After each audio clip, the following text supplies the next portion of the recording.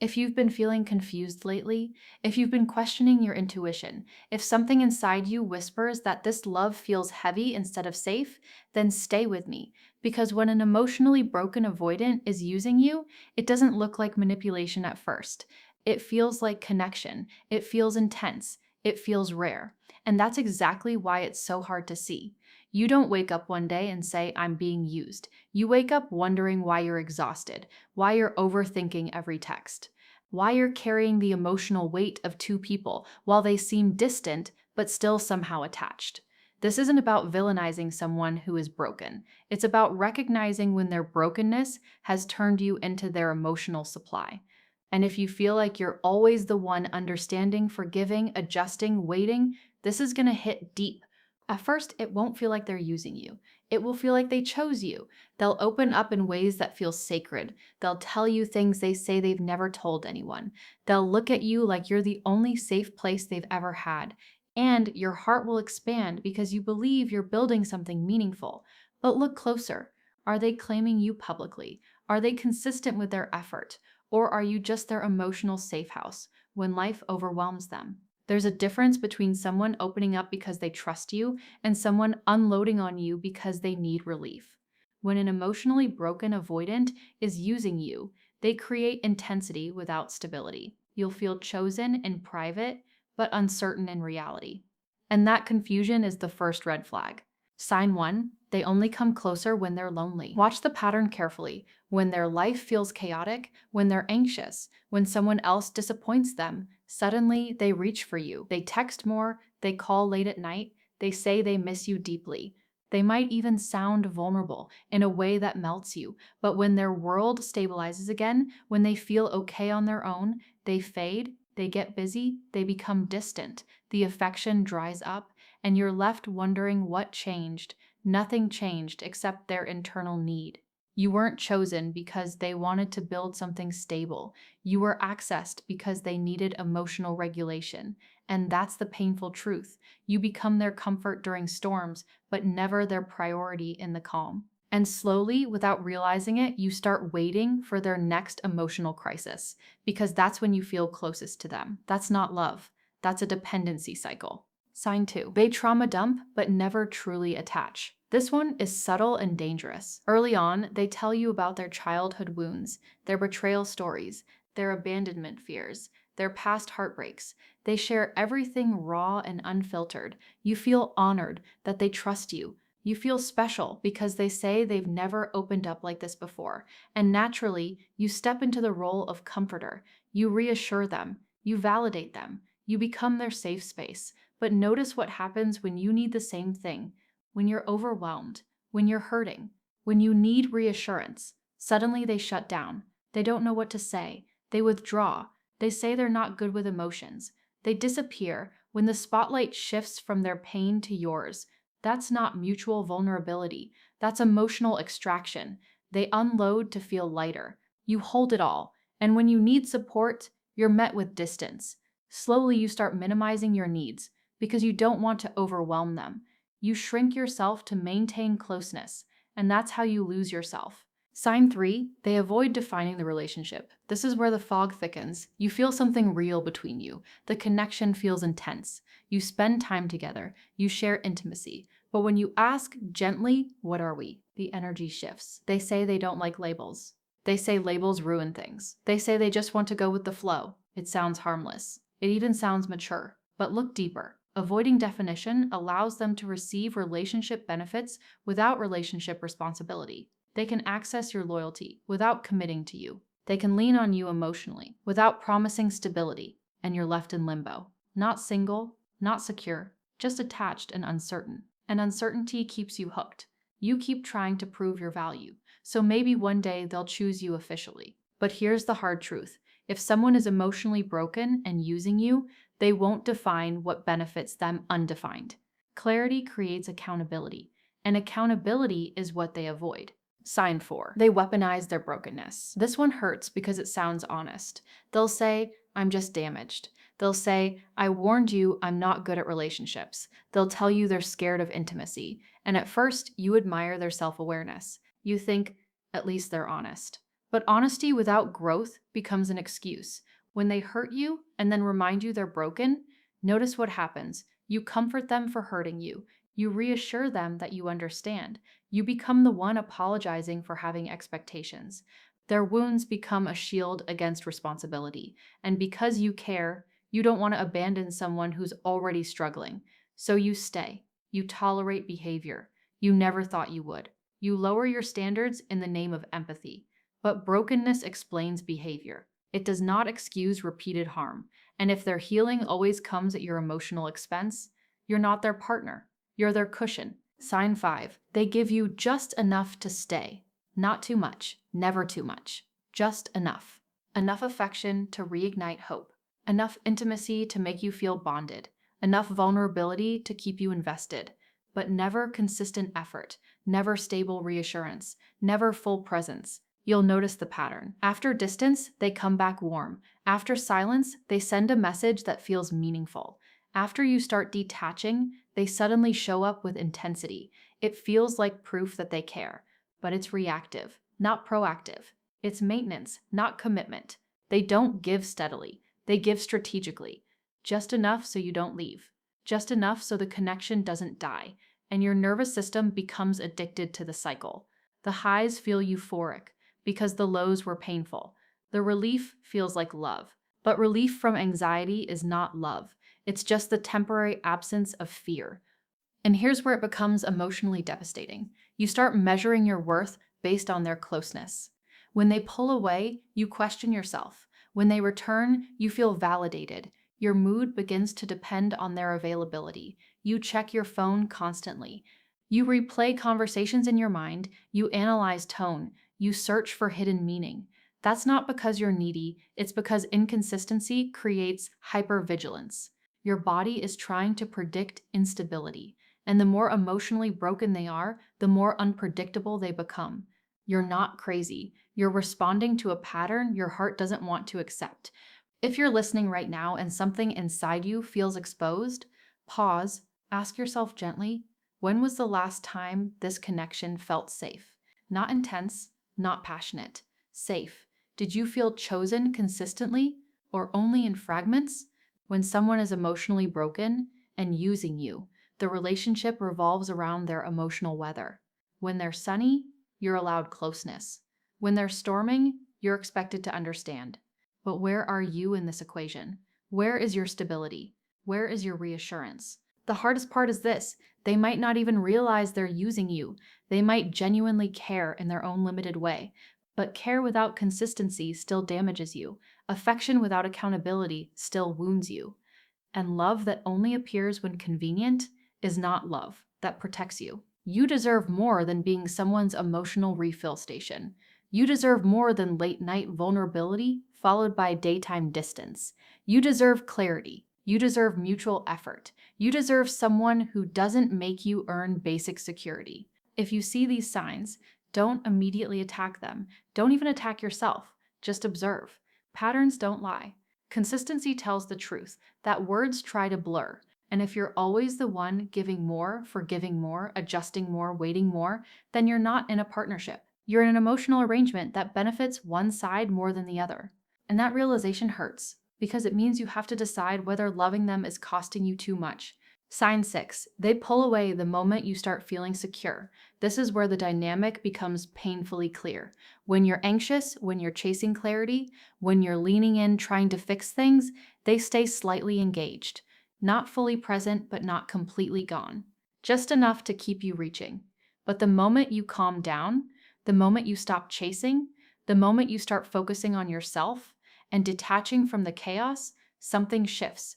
Suddenly they feel it. Suddenly they reappear. Suddenly they want to talk. Suddenly they miss you. It feels like magic at first, like they sensed your distance, but it's not intuition. It's control slipping. When you're no longer emotionally hooked, they feel the loss of access. And that's when they act. Not when you're hurting, not when you're crying, not when you're begging for reassurance. They move when they feel you moving away. That's not alignment. That's reaction to losing supply. Sign 7, they say they're scared of losing you, but they don't change. You'll hear emotional speeches. You'll hear trembling voices. You might even see tears. They'll say they care. They'll say you matter. They'll say they don't want to mess this up. And in those moments, you believe them because it feels real. But watch what happens after the emotion fades. Do the behaviors shift? Do the patterns break? Or does everything slowly return to the same inconsistency? Words can be sincere in the moment and still empty long term. An emotionally broken avoidant can fear losing you while still refusing to do the internal work required to keep you. And that contradiction is what keeps you stuck. You hold on to their fear as proof of love, but fear of losing access is not the same as willingness to build security. If they keep repeating the same cycle after apologizing, their tears are comfort, not commitment. Sign 8, you feel drained instead of fulfilled. This one is internal. No one else may see it. On the outside, you might still look connected, but inside, you're exhausted. You're constantly thinking about what to say, how to say it, when to bring things up, whether you're asking for too much. You replay interactions in your mind at night. You feel tension in your chest when they don't respond.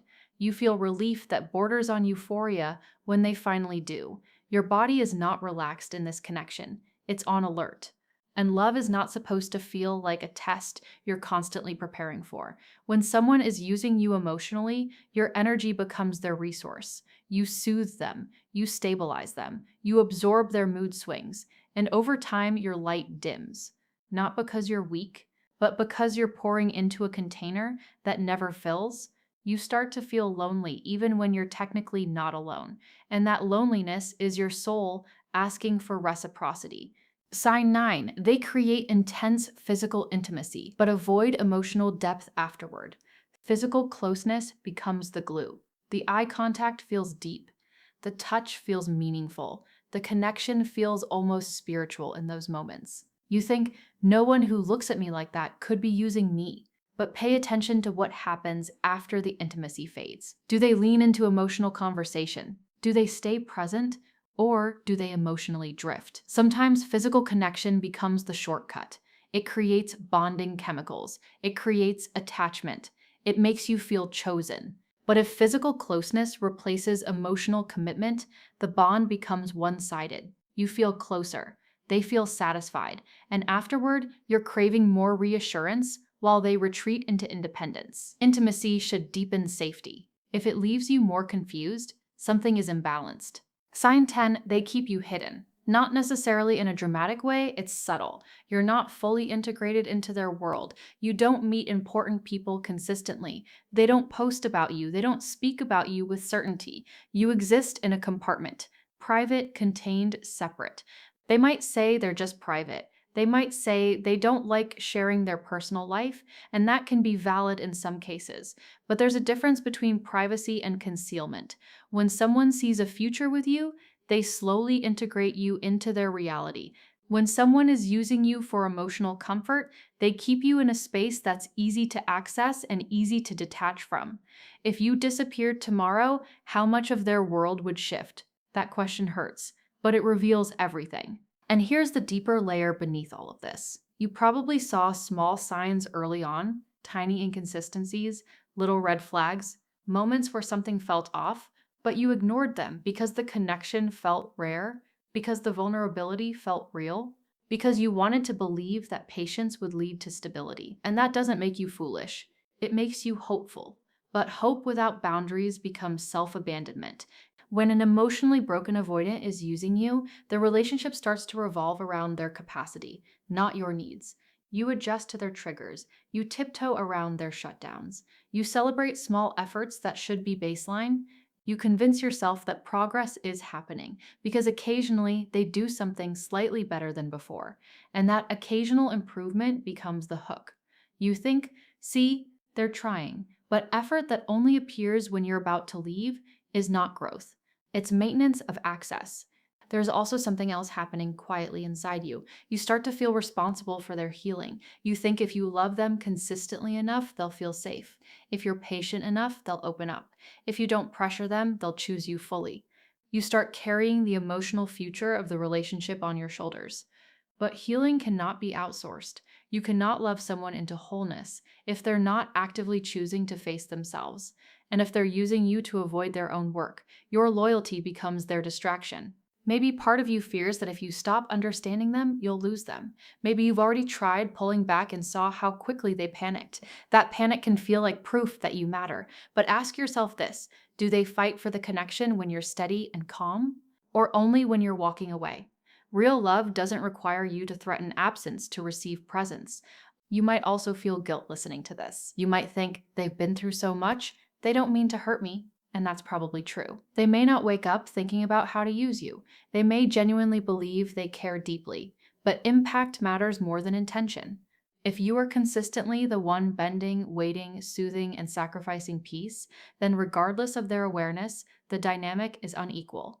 And here's the part that's hardest to admit. Sometimes you stay not just because you love them, but because the push-pull dynamic has attached itself to your nervous system. The unpredictability creates intensity. The inconsistency creates craving.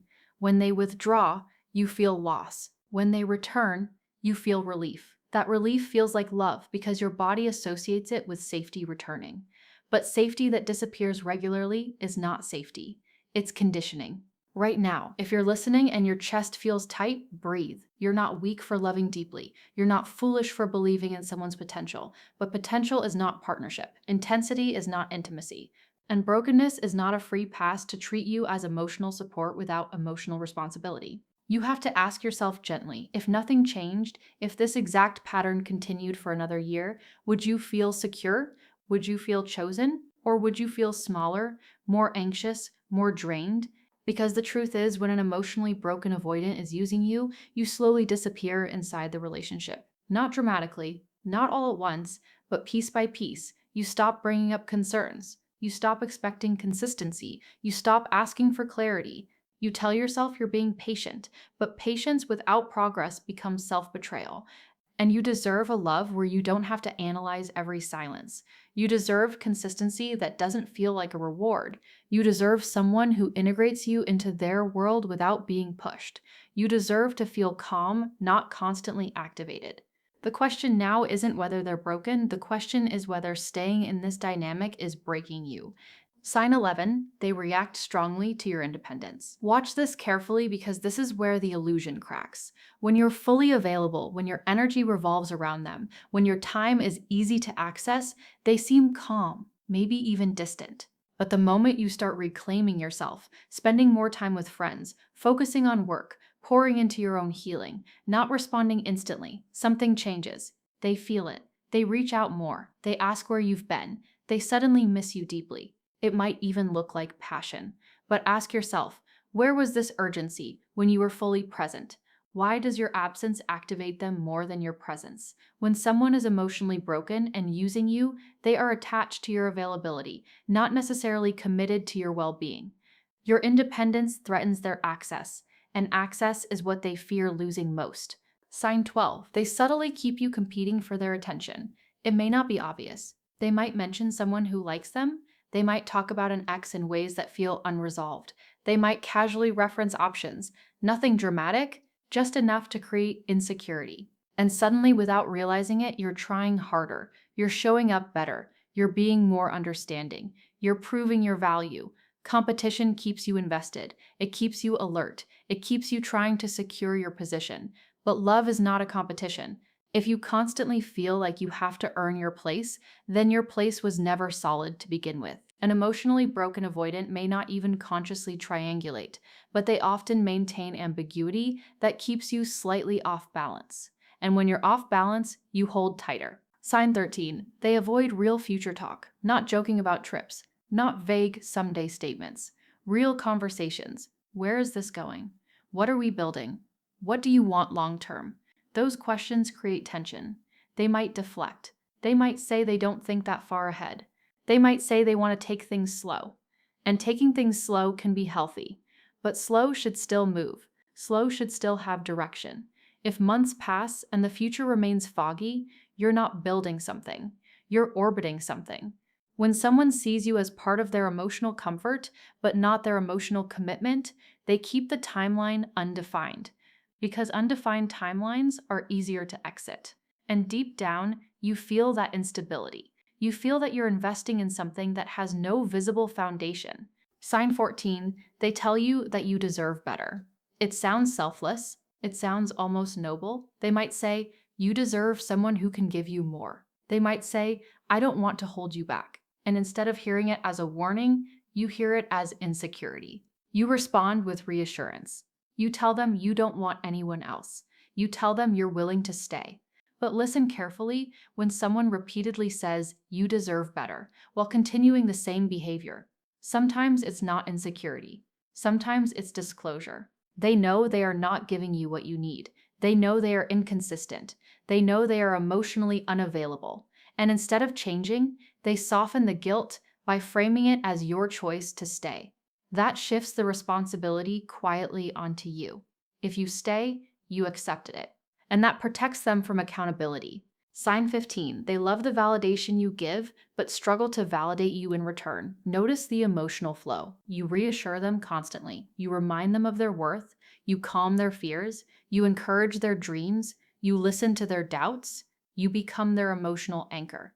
But when you express insecurity, when you need affirmation, when you need to feel chosen, their responses are shallow or delayed.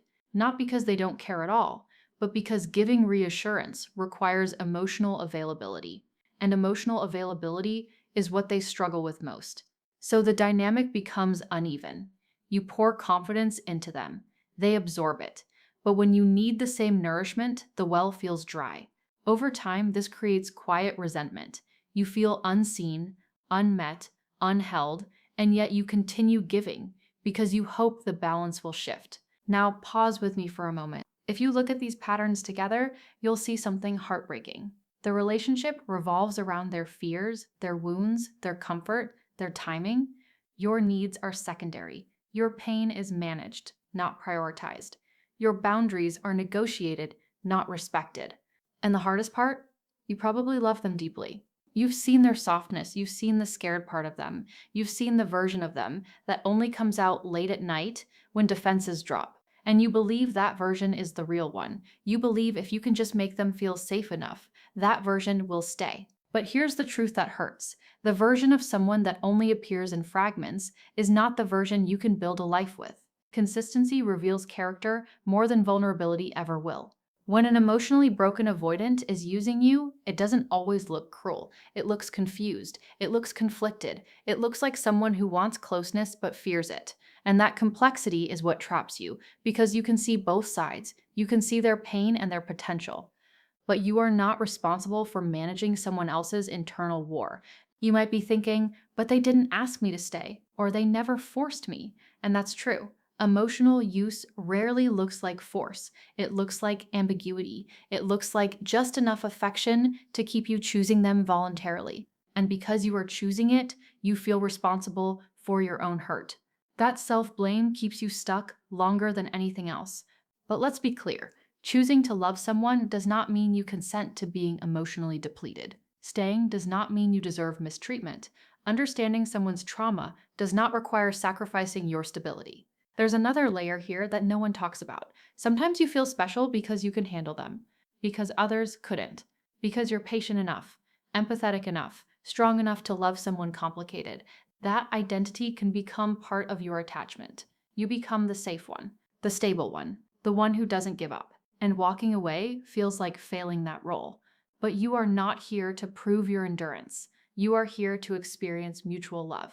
Ask yourself something brave right now. If you removed their pain from the equation, if you stopped focusing on how broken they are and only looked at how you feel consistently in this relationship, would you stay? Do you feel secure? Do you feel prioritized? Do you feel calm? Or do you feel anxious, hyper-aware, and slightly afraid of saying the wrong thing? Because love that requires you to constantly regulate someone else while suppressing yourself is not balanced. It's survival mode disguised as connection. You deserve someone who doesn't just come closer when they're lonely, someone who doesn't just open up when they need relief, someone who doesn't panic only when you detach.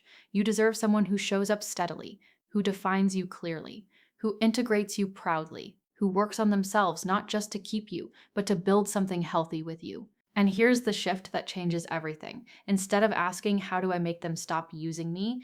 Ask, why am I accepting so little? Not from a place of shame, from a place of awakening. Because once you see the pattern clearly, you can't unsee it. And clarity is painful before it becomes freeing. You are not too much for wanting consistency. You are not demanding for asking for clarity. You are not needy for desiring emotional safety. The real tragedy would be convincing yourself that your needs are unreasonable just to maintain access to someone who cannot meet them. If this dynamic has been your reality, your heart might feel heavy right now. That heaviness is grief. Not just grief for them, but grief for the version of you that kept hoping things would stabilize. And grieving that hope is part of healing. But here's what I need you to understand before we move forward. Recognizing that someone is using you emotionally does not make you bitter. It makes you aware. And awareness is the first step toward reclaiming yourself. Because you are not here to be someone's emotional crutch while they avoid growth. You are here to be loved in a way that feels steady, safe, and reciprocal. Sign 16, they disappear after deep emotional moments. This one is confusing because the connection feels strongest right before the distance. You'll have a breakthrough conversation, they'll admit they're scared, they'll say they care about you more than they show, maybe they'll even talk about trying harder. In that moment, you feel closer than ever, you feel hopeful, you think something has shifted, and then silence. Not always dramatic, sometimes subtle, a slower response, a cooler tone, a return to emotional neutrality. It feels like whiplash. How can someone open up so deeply and then retreat right after? But here's what's happening beneath the surface. Emotional closeness triggers vulnerability. Vulnerability triggers fear, and fear triggers withdrawal. The very moment that bonds you is the moment that overwhelms them. So they regulate by creating distance. And you're left holding the intimacy alone. You replay the conversation. You wonder if you said too much. You question whether you pushed too hard, but you didn't do anything wrong. They simply reached their tolerance for closeness, and instead of expanding that capacity, they shrank back to safety. Sign 17. You feel addicted to the highs and crushed by the lows. The cycle becomes chemical. When things are good, they feel intoxicating. The attention feels powerful. The closeness feels rare and special. You think, this is it. This is who they really are. And then when the distance comes, it feels unbearable. Your chest tightens. Your thoughts spiral. You crave reassurance like oxygen. That swing between euphoria and anxiety wires your nervous system into attachment. You're not just emotionally invested, you're physiologically bonded, and that's why leaving feels so hard. It's not just heartbreak, it's withdrawal. An emotionally broken avoidant doesn't always mean to create this roller coaster, but inconsistency does it, naturally. And if they're using you, even subconsciously, they benefit from your attachment while remaining emotionally protected themselves. Sign 18, they shift responsibility back onto you when you express pain. When you finally gather the courage to say, this hurts me, the response is rarely grounded accountability. Instead, you might hear things like, I never promised anything, or you knew how I was, or I didn't ask you to expect more. That response stings deeply because it invalidates your experience. It subtly suggests that your hurt is self-created, that your expectations are unreasonable, that you chose this dynamic, and slowly you begin questioning your standards instead of questioning their behavior. But listen carefully. If someone benefits from your loyalty, your time, your body, your emotional labor, they cannot claim innocence when you ask for reciprocity. Emotional ambiguity does not erase emotional impact, and deflection is not accountability. Sign 19, you feel like you're slowly shrinking to keep them comfortable. You stop bringing up future conversations. You stop asking for reassurance. You stop expressing how much you care because you're afraid it will scare them. You manage your tone. You soften your needs. You act unbothered when you are deeply bothered. You become smaller to make the relationship feel bigger. That's one of the clearest signs you're being used emotionally because in healthy love, you expand. You feel safe expressing yourself. You feel received. You feel heard. When you're with someone who cannot hold emotional depth consistently, you start editing yourself to avoid triggering their withdrawal. And over time, you don't even recognize yourself anymore. Sign 20, you realize the connection survives on your effort more than theirs. If you stopped initiating, what would happen? If you stopped checking in, reassuring, planning, understanding, adjusting, would the relationship sustain itself? Or would it slowly fade? This is the question most people avoid asking because they're afraid of the answer. When someone is emotionally broken and using you, your effort becomes the engine. Their effort becomes reactionary. They respond when necessary. They show up when at risk of losing you. They give when they sense detachment. But the steady building, the consistent nurturing, that falls on you, and that imbalance is exhausting. Now let's go deeper than signs. Why does this dynamic hurt so much? Because you didn't just fall for their behavior, you fell for their potential. You saw who they could be if they healed. You saw how tender they are underneath the armor. You saw the version of them that appears in flashes, and you built hope around that version. But love cannot be built on glimpses. You cannot anchor yourself to someone's potential while ignoring their patterns. And here's the painful but freeing truth. Someone can be wounded and still be using you. Someone can care and still be selfish. Someone can fear abandonment and still create instability. Two things can be true at the same time. The danger is when their pain becomes more important than your peace. If you constantly feel like you are carrying the emotional weight of two people, you are not in partnership. You are in imbalance. And the most heartbreaking part? You probably didn't ask for much. You likely just wanted clarity, consistency, reassurance, a sense of direction, basic emotional safety. That's not too much. That's the foundation of secure connection. If someone repeatedly makes you feel like those needs are excessive, the issue is not your expectations, it's their capacity. And capacity matters more than chemistry. You can have intense chemistry with someone who cannot love you properly. You can have deep conversations with someone who cannot commit. You can feel seen in moments by someone who cannot stay present long term. Intensity does not equal stability. Emotional speeches do not equal change. Physical closeness does not equal security.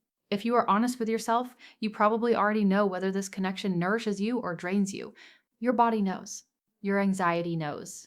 Your exhaustion knows. The reason you stay is not because you're weak. It's because you're attached, because you care, because you believe in people, because you don't give up easily. But don't confuse endurance with love. Love should not require you to endure constant uncertainty. If you're listening right now and you recognize these signs, I need you to hear this clearly. You are not crazy for feeling confused. You are not dramatic for feeling hurt. You are not clingy for wanting more. You are responding normally to inconsistency. And here's the turning point. You cannot control whether they heal. You cannot force them to become emotionally available. You cannot love them into readiness. But you can choose whether you continue offering yourself to someone who cannot meet you fully. That choice is terrifying because it means possibly walking away from potential, from chemistry, from the hope that things might change. But staying in a dynamic that slowly erodes your self-worth is not loyalty, it's self-abandonment. You deserve to feel secure without chasing. You deserve to feel chosen without questioning. You deserve to feel loved without shrinking. And if someone is emotionally broken and using you, the most loving thing you can do for yourself is to stop volunteering your heart where it is only partially held. Not out of anger, not out of revenge, but out of self-respect. Because brokenness explains behavior. It does not justify breaking you, and the moment you fully understand that is the moment the cycle begins to lose its power over you.